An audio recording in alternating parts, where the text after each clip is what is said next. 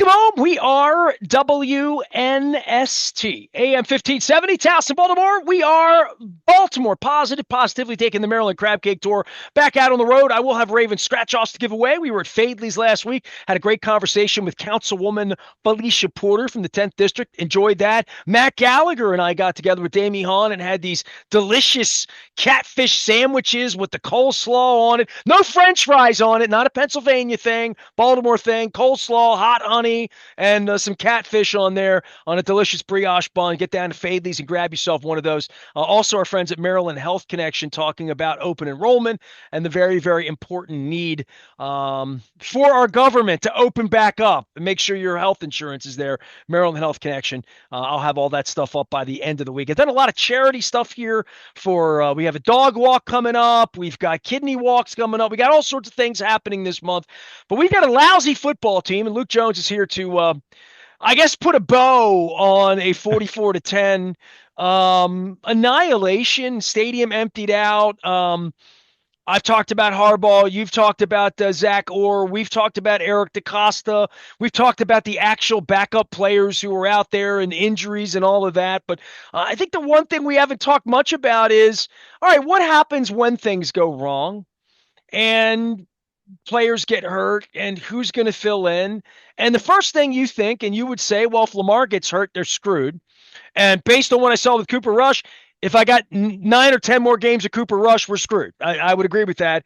But that would also be said for where the offensive line is right now without Ronnie Stanley, without Pat Ricard, where Derrick Henry is in all of this. We talked about Kyle Van Noy and Henry, and their only real reason to be here is to be competitive. Well, 2-7 is not going to cut it for them.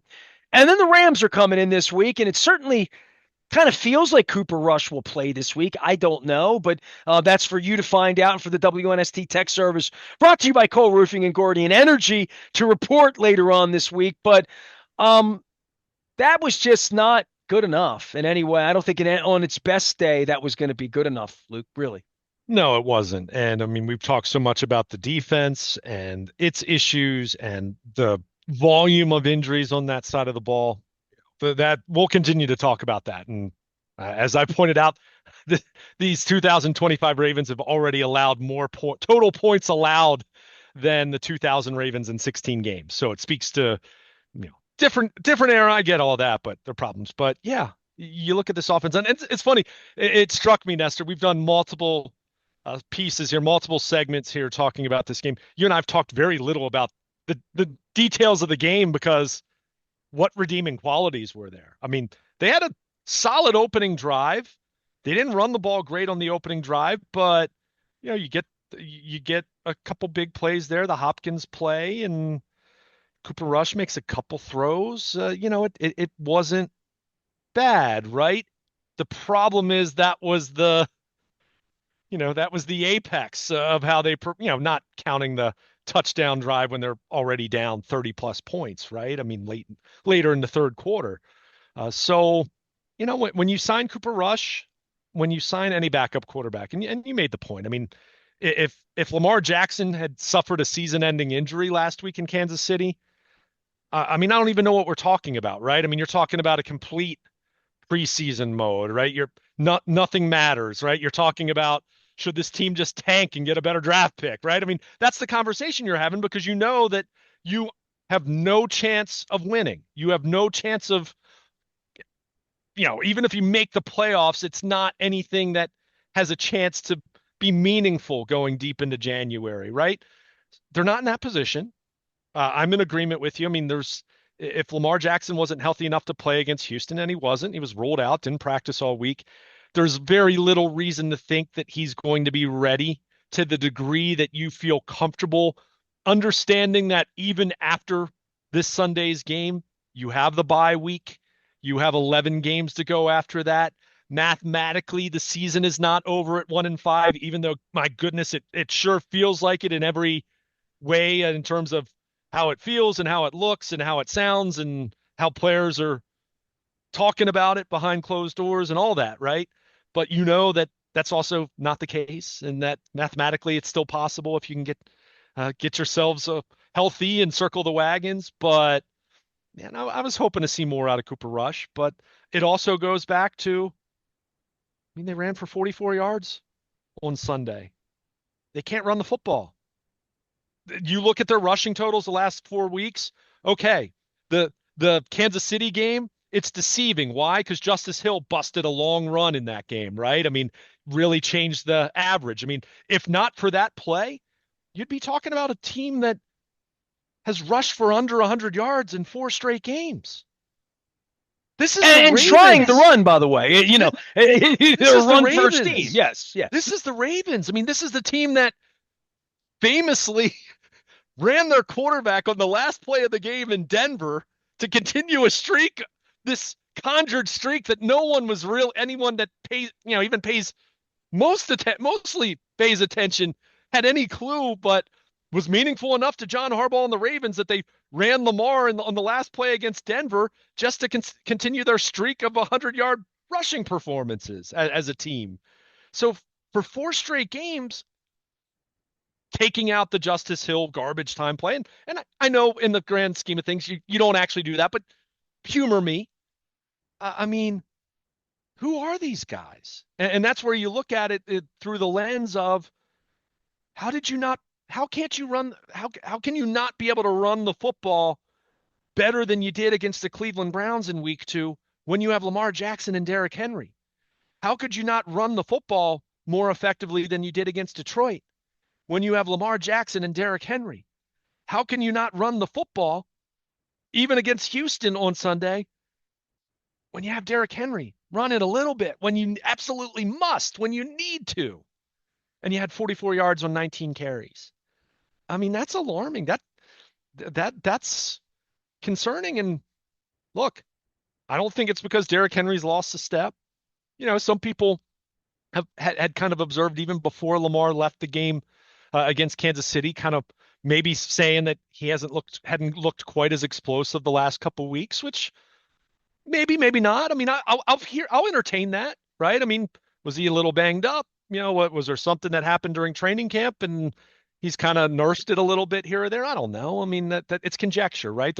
It certainly would be news to me. I mean, I've been asked about, did Lamar have this injury during training camp? I'm there 90% of the time, 95% of the time during training camp. And I don't recall seeing anything that would be, that first of all, that he would be, if Lamar gets hurt during training camp, they're keeping him out as long as they can, right? I mean, you're not playing through an injury during training camp, right? So I don't know, but it just comes back to why has this gone off the rails in terms of not being able to run the football? And I think you have to look at the offensive line. And I get it. They don't have Patrick McCary, but you have 4 of your other 5 starters back. Stanley, the last 2 weeks aside, I mean, the run game was already going south, kind of like the defense, right? I mean, the run game was already going south. And I'll buy it against Cleveland, but now when you're talking about really the last 4 weeks not being able to run when you've needed and wanted to run, again, the outlier in the Kansas City game, the long run that skewed the stats more favorably, where I look at this and say, you're not moving people. And I look at this O line and say, where is the guard play?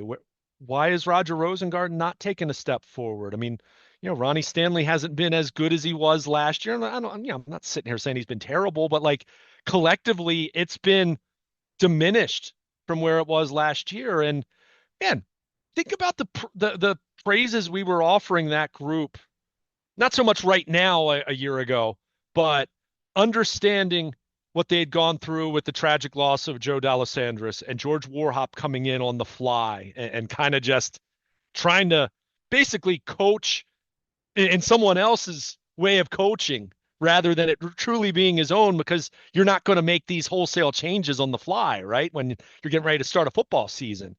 But the way that came together after the first few weeks and how well they blocked and how well they played, and despite all the scrutiny every week, the fact that, as I pointed out, you know, the standard that we hold offensive line play to in general, and I'm not trying to pick on Ravens fans here. I think this happens everywhere. That save for a couple exceptions around the league, you have even good offensive lines have 1 or 2 guys where you're kind of questioning it, right? But this hasn't been nearly good enough. I mean, whether we're talking about pass protection or run blocking. And, Todd Monken, the play calling, it's lacked rhythm. We've talked about times where the Ravens have short yardage. And not only do they not give the ball to Derrick Henry, which you can't do that every single time, but the idea that you take him off the field entirely and you basically tell the opposing defense, we don't even have to think about Derrick Henry because he's standing on the sideline drinking water right now. So, man, on a day when it screamed being able to run the football at least at a bare minimum a functional level that you can just stay on schedule, they couldn't do that at all. I mean, they averaged 2.3 yards per carry. So, yeah, you look at it through that lens, and look, Cooper Rush didn't play well. I mean, even though the Andrews interception, it goes off his hands, but he threw two legitimate picks, right? I mean, it wasn't good enough. But at the same time, if you told me, Nestor, on Sunday morning, before I'm driving to the stadium, that the Ravens average 2.3 yards per carry and have 44 net rushing yards, I'm going to tell you, man, probably not a good day for Cooper Rush then. I mean, just not. I mean, not expecting him to be Dan Marino back there by any stretch of the imagination. So, what does that look like with another week of practice if we're going to make the assumption here early in the week that Lamar Jackson is going to be held out again with the idea that you need to get that hamstring 100% because if it's 2 weeks, it's really 3 weeks because of the bye week then.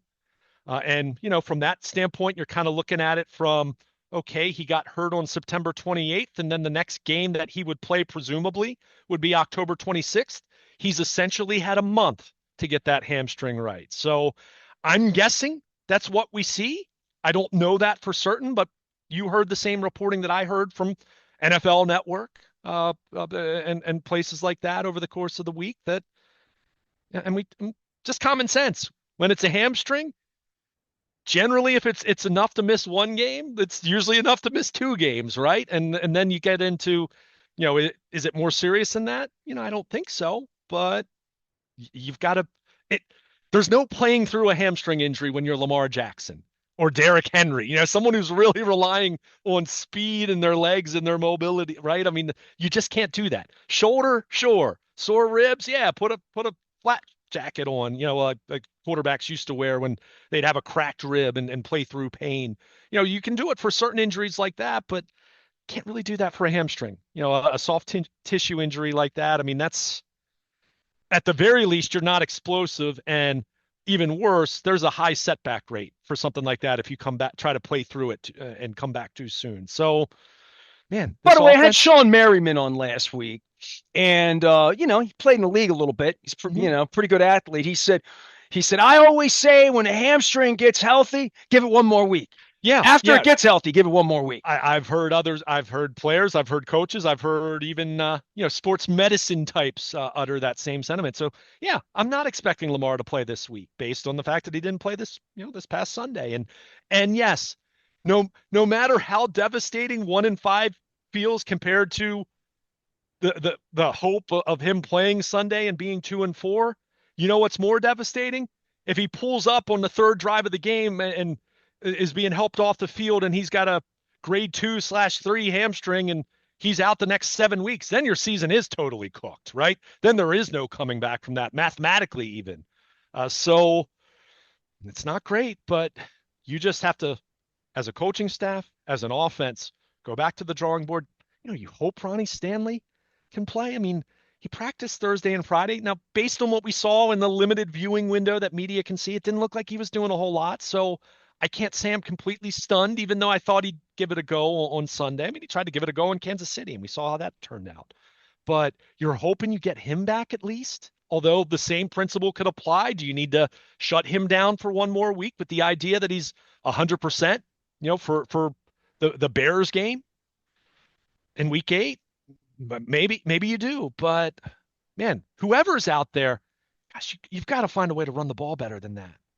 Because if it's all about Lamar Jackson, then that validates the point that I made to you over a year ago of why I wasn't like jumping up and down on the table that you need to sign Derrick Henry. Because if you can't run if it's truly all about Lamar and that's it, then you know Derrick Henry's not the valuable commodity that you think he is then. And let me be clear, that's not I don't actually, that's not me taking a shot at him. It's just, the systemic part of this where really I'm calling out the offensive line. You got to block. So, I mean, this isn't just, oh, well, hey, the Browns sold out to sell the run. These teams are doing this and they're doing it with a high degree of success, and you're not adjusting one way or the other, right? I mean, anything any great defensive coach will tell you that there is always a way to take some element of an offense away, the opponent's offense away, but you're making concessions elsewhere. So whatever's happening on that front, we're not seeing the Ravens take advantage there. And man, they've got to find a way here, because the Rams are coming to town, and okay, I'll buy Houston being a better defense, but Rams, with their running game and that quarterback and those weapons, man. I mean, you thought this past Sunday was ugly. I mean, this game can be. I don't know if it can be much uglier because it doesn't get much worse than that in NFL terms, but man, you've got to be able to score points. You can't do that and have any hope to win when you consider the state of affairs with this defense right now. So Todd Monken's they've got to go into the lab and they've got to find a few more answers. I mean, Cooper Rush found a way to win some games in Dallas over the last few years when he was backing up Dak Prescott. So it can be done by somebody. The Ravens they've got to find a way to get more offensive production than they got Sunday, because I mean, that wasn't stating the obvious. That wasn't nearly good enough. Well, I mean, here come the Rams, and I just think to myself, all right, if what was out there will be out there in 5 days, 4 days, whatever it is, and there is no Lamar and there's no Ronnie Stanley. And I mean, Stanley practiced the other day, right? I mean, so Yeah, there's some thought that this week maybe. you're going to have the injury report for everybody all week. If you're on the WNST tech service, you get it. But like, I don't even know what it means on Friday when you made a prediction. Nobody knows more than you. I'd say, who knows more? You're in the locker room. Stanley and Humphrey, you bet a nickel they'd be in the game because you put the Ravens to win. Hamilton, not Hamilton. Yeah, I meant yeah. Hamilton. I wasn't Stanley. I absolutely thought was going to play. Now, what level? That's certainly up for debate. What level he was going to play? I mean, he played against Kansas City. You saw how it looked the first two series, and then he was out. I mean, it didn't go well. I think surrendered 5 pressures in 2 series, right? But Hamilton, I wasn't quite as sure. Look, I was trying to give the Ravens the benefit of the doubt, which is kind of silly because I wrote the previous week that the benefit of the doubt's wearing thin. So, like I said, that's my bad, right? I was wrong. No one was picking a blowout, though, right? I mean, did anyone really think that the Texans were going to blow out the Ravens on Sunday? And that goes back to my overall point here, in this being as jarring as it was to not lose, but lose in the manner in which they lost. But will you get Stanley back this week? If not, then I kind of question why you're even having him out there, like in these limited practices. Just shut them down if you need to shut them down, right? I mean, that seems a little counterintuitive. If you feel it's a couple week kind of an injury, then don't be on the practice field. Go get treatment, right? In the same way with Lamar, like if the hamstring's not good enough, I don't want him on the practice field. Get treatment round the clock, so that way you're 100% golden for the Bears game in a few weeks. Will you get Stanley back? Maybe. Will you get Hamilton back? I mean, it was a groin injury that John Harbaugh said didn't pop up in practice. He said it was lingering from the Kansas City game, but you look at the injury report. He went from limited on Wednesday to DNP Thursday and Friday. That sounds like whatever issue he had was made worse on that Wednesday. And I'm not accusing the Ravens of anything reckless. I mean, injuries can occur in practice as well. We know that. So will you see him? Awuzie, it's a hamstring. Didn't practice all week. As we said, if it's a 1-game hamstring injury, it's usually a 2-game, right? I mean, Roquan, that's kind of already been reported. He's out until after the bye. Same with Humphrey. So you're going to be a diminished version of yourselves once again. So you can do two things. You can throw your hands up, which is kind of how it kind of feels like how they played on Sunday, if we're calling a spade a spade. We can use whatever semantics about effort or quitting or not putting up much fight or whatever. I mean, they did not play like a team that had any meaningful belief that they were going to win that football game on Sunday. So if you're in a similar spot with your injury report this week, maybe it's a little bit better, maybe not. How are you going to respond? Are you going to go back to work and try to find some answers to make this more of a football game? And also, I'll point out, because I love pointing out these scheduling quirks, because I talked about this with one of the reasons I picked Kansas City to win was the Ravens were coming off a short week on a Monday night game. The Rams, extra rest, but West Coast team playing a 1 p.m. kickoff on the East Coast. That's a thing. It has been a thing. It doesn't mean it's 100%, but it's absolutely a thing. But you've got to find more answers on offense. I mean, you've got to find a way to run the ball. I don't expect Cooper Rush to throw for 4 touchdowns. I'm not some purple Kool-Aid drinking, La La Land kind of expectation there. But But he does have wide receivers that should be able to yeah, win battles right, and get open. exactly. I mean, their offense. I know these are huge names here, but their offense was intact, other than Lamar and Ronnie Stanley. By the way, the Rams are 7.5-point favored. Sounds about right. That that sounds about right. Assuming Lamar's not going to play. If Lamar's practicing Wednesday, then I think you see that line go down rapidly. In the same way that the line flipped pretty quickly when it was apparent that Lamar wasn't going to play, right? I mean, so against the Texans. But man, if you're Todd Monken in this offense, you've got to figure this out. I know they ran that end around play to Keaton Mitchell, and there was that was an uninspiring Dude, game they were plan. favorited last week in Kansas City Yeah, 8 days ago. yeah. But I just, Jiminy, I've every never seen a line move like that, man. yeah. So I mean, but that speaks The to lines move 14 points. but that speaks to the quarterback, right? I mean, same thing. If Patrick Mahomes is out, Lamar's worth 14 points on the spread. I mean, it's on any given week. I mean, is 14 right? No, but it's a lot, I think right? Peyton Manning might have been more fat back in the day, but I Tom don't know. Brady in his prime, Yeah. sure, yeah. I mean, that's why the quarterbacks are making $50+ million now. I mean, they are very, very important. So Joe, ask the Bengals, who look like maybe the worst team in football without Joe Burrow. I mean, the Ravens looked like one of the worst teams in football on Sunday. I mean, the record is what it is, but the eyeball test Well, I'm was trying to think of backup quarter. Marcus Mariota ran around for the Commanders 2 weeks ago, looked okay for a minute looked and a okay half, for right? a week, and then the next Yeah. week not so much. Yeah. I mean, that's kind of how it Joe works. I mean, Flacco looked okay for a week. I mean, two weeks ago, he was kind of or 2 years ago, he was kind of the toast of the NFL in December, right? I mean, but Well, he had protection, a running game, and guys to throw the ball to. so, And if Cooper Rush had that protection, a running game, he's got Derrick Henry, and guys to throw the ball to, it probably comes down to Cooper Rush, and it comes down to the offensive line not being yeah, good enough at any level right now. yeah. Where are you with Linderbaum? Where are you with Rosengo? Where you follow Lele? And yeah.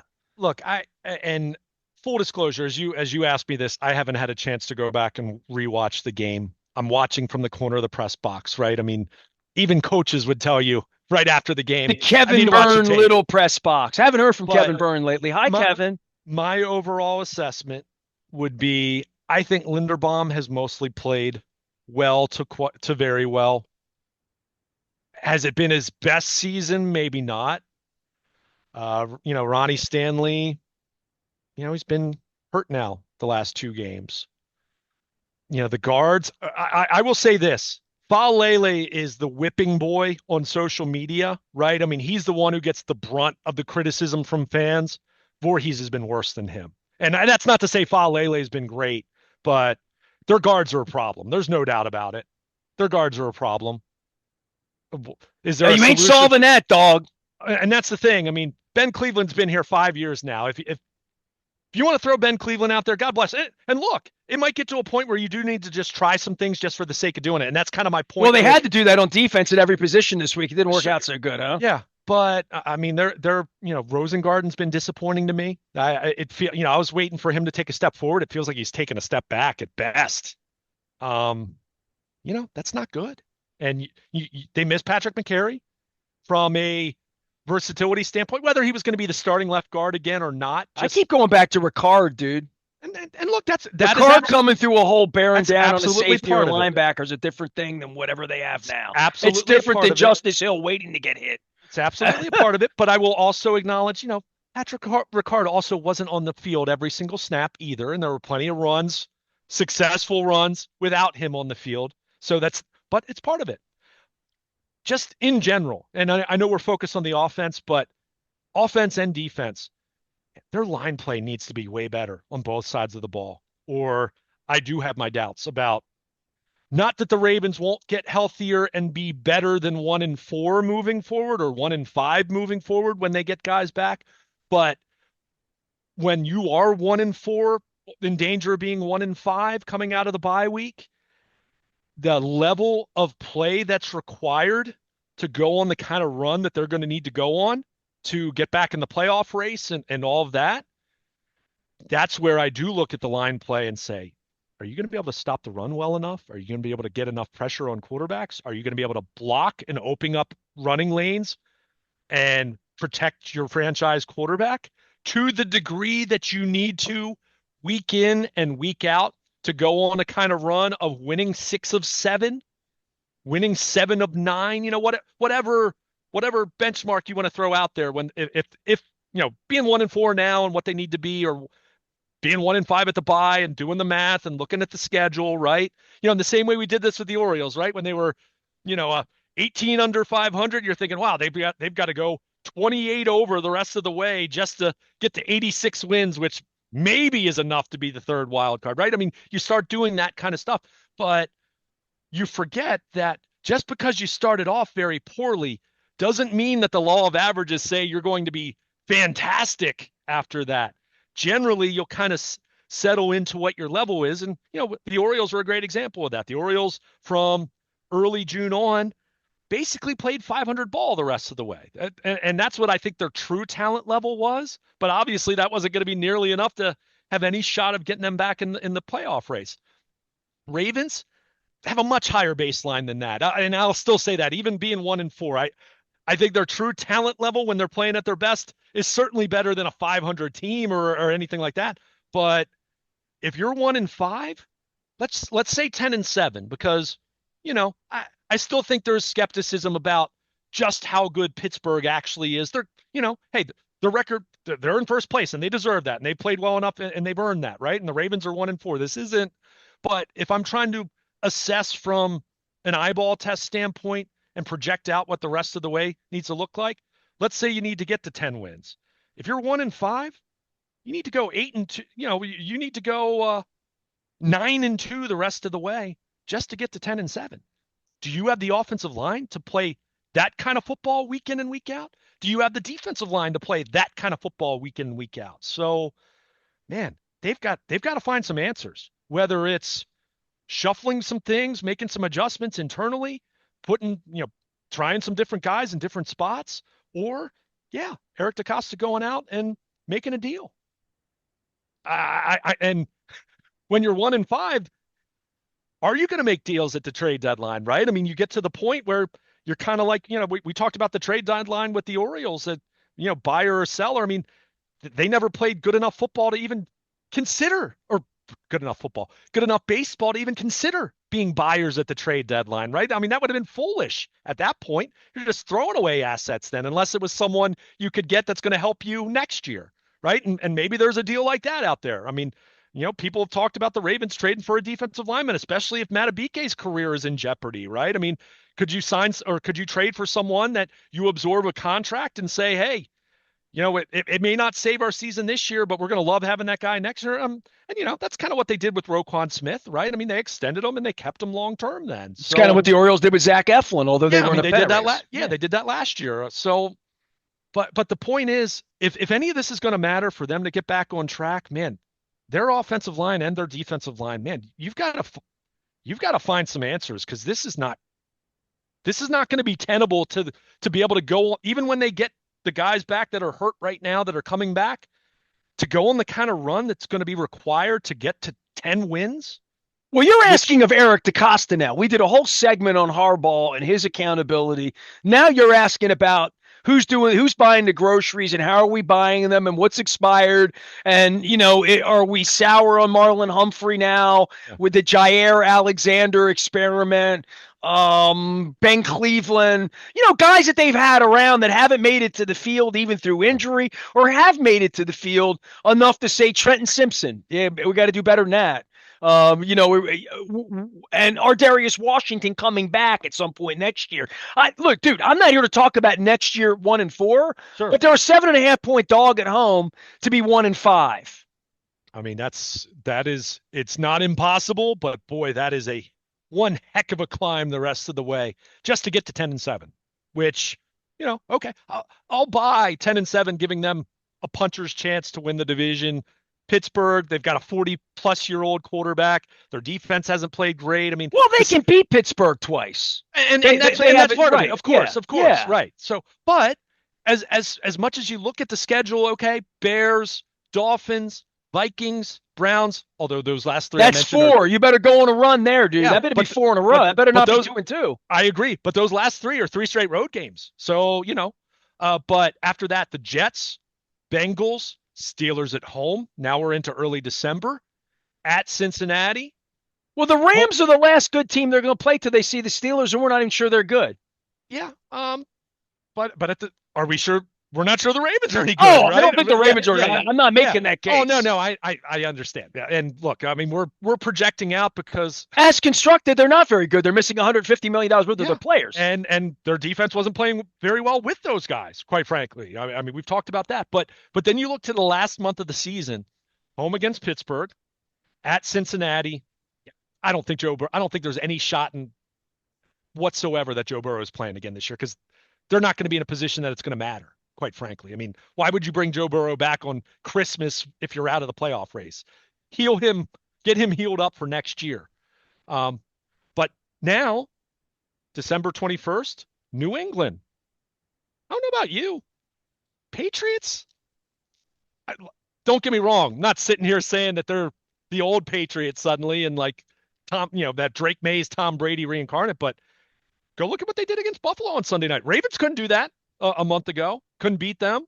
It looked a little bit different, different kind of game that was played, but they won there. So that game looks different than how someone would have viewed it in May. And then you finish up the season, Nestor. These are the big two. Especially if we're talking 1-5 and to go 9-2 over your last 11 games. Your last two games are at Green Bay and at Pittsburgh. I mean, so you're talking about You a need to be ahead of Herculean. schedule by the time you get there. You're talking about a Herculean climb that's ahead if they indeed lose on Sunday and they're 1-5. Impossible? No. We've seen the Lamar Jackson era Ravens go on. They won 12 games in a row in 2019. We saw the run they went through. They went on 2 years ago in 23. But Well, this is a circle the wagons for the head coach and the it has to GM, be as well as the quarterback himself, who everyone. Everyone. who's Yeah. trying to get out on the field, and whether he can or can't or will or won't, time will tell. But he's a $50 million difference maker. He's 20% of their cap number. Of course. I mean, yeah. I mean, everything I just mentioned is all contingent on Lamar Jackson being healthy coming out of the bye week and looking like Lamar and being the best version of himself. If he's not, or if he has more injuries, or if they have more injuries at other significant positions, significant players going down, then yeah, this year will probably be like 2015 or 2021, where you just kind of say, yep, it's The not going to season happen just this year. got started. It's over already, I dude. It's know. almost like the Orioles or something, right? Well, did you see my?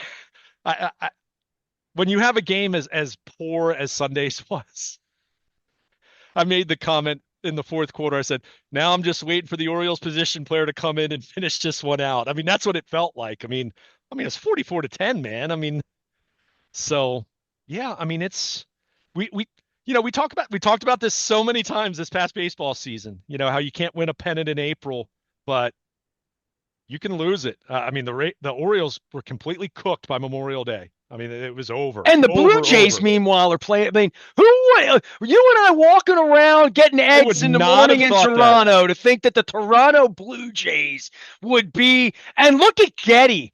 I mean, dude, Getty is signing books at the Negro Baseball Library in Kansas City this weekend. Had I known, had I Yeah. just give me a little lead time, Getty. But it is, I mean, at least fingers crossed. I got a lot of baseball I can watch this week between now and when the Ravens might lose to the Rams on Well, Sunday, there's right? a lot of baseball this week. I mean, It's no my doubt birthday about it. week too. It's a Yeah, big week yeah, here. yeah. At, but you bringing up the Blue Jays, maybe that's the best when you're talking about how down it feels for the Ravens right now, how down it felt for the Orioles all season. And my goodness, we'll have discussions Well, the about Orioles that hit when with they. 5 home runs for opening day, or what was Yeah. it? Oh yeah. Letchman hit two of them, right? I Right. mean, yeah. But it's also a reminder that Oh, this too shall pass. They're 1-4 right now. Yeah, it feels really bleak. I'm not ready to say the season's over. oh, beat the I have. Rams by a field goal, get Lamar back. I Win a mean, couple of games. You're 4-4. It's Halloween. We're yeah, all different here. Yeah. yeah. But I am very concerned. Last week I was much more of the Aaron Rodgers RELAX relax. Remember, I even started off our conversation saying, "Everyone, take a deep breath. It's still early, right?" I I'd be disingenuous if I was that cavalier about it at this point. I mean, because I just didn't like how this performance looked and smelled. I To lose, of course, you're banged up to all you know what. To lose in that fashion where there wasn't even a meaningful hint of a fight that was put up. That was disconcerting to me. That makes me wonder what's going on uh, under the hood and behind closed doors and between the ears for everyone. And where's the trust level on this football team? So I don't know. I cannot sit here with any conviction and say that I think it's going to get better this week. It might feel worse. Well, not might. If they lose, regardless of how they lose, it's going Well, to I think feel they're seeing a worse. better football team this week than the Yeah, one that just sure. beat them And that's 44 to part of 10. it, right? That's why we said last week, that's why I kept saying they've got to find a way to win this game because I don't feel like they're going to win the next game without Lamar if he's Well, if not out tickets there. dip below $30, I'm a candidate to pay just to There you see go. Puka Nacua because I love Puka Great player. Nacua. So Great player. there. One of my favorite players in the league. Great player. He's fun to watch. You know, it'll be interesting to see how the Rams respond because, man, they were the team that they were facing a 49ers team that was much like the Ravens this week, so banged up and lacking their starting quarterback and players on defense and all that. And they lost. They lost to a team on the road on a short week that was ravaged by injuries. It was a bad looking loss from an eyeball test standpoint. So we'll see how they respond, having extra rest, flying across the country, playing at 1 o'clock East Coast time. And I would say it's gut check time for the Ravens. I've said that now for 2 weeks now, and they're just playing worse and worse. So, I mean, that's the captain obvious. Like, show us something, guys. I mean, lots of talk in the post game about, we've got to go out and do it. Well, we're waiting at this point, and doesn't feel any better in the process. Puka Nacua is coming to town. It was good times this week. The Los Angeles Rams, never of St. Louis and certainly never of Anaheim any longer, will come in this week, and the Ravens are a 7.5 point underdog at home. They must have seen what the stands look like in the fourth quarter on Sunday. Luke can be found at Baltimore Luke. I can be found just about anywhere on the internet, Ness at BaltimorePositive.com. We're all out on the social channels. Luke is at Baltimore Luke. I will have Raven scratch-offs to give away courtesy of the Maryland Lottery on the Maryland Crab Cake Tour. We were at Fadley's, the Lexington Market last week. We had a great time down there. I have postponed Costas this week to get to my birthday next week. We're going to be at Coco's in early November. I got a date on that. Working that out with Rasig as well as some others as well. I'm watching baseball all week long, and I'm available. I'm a very available individual. We've been a little hard on John Harbaugh around here at 1-4. I think he's underpaid and underappreciated. I am Nestor. We are WNST, AM 1570, Towson, Baltimore, and we never stop talking. Baltimore positive, even when it feels like all hope is lost.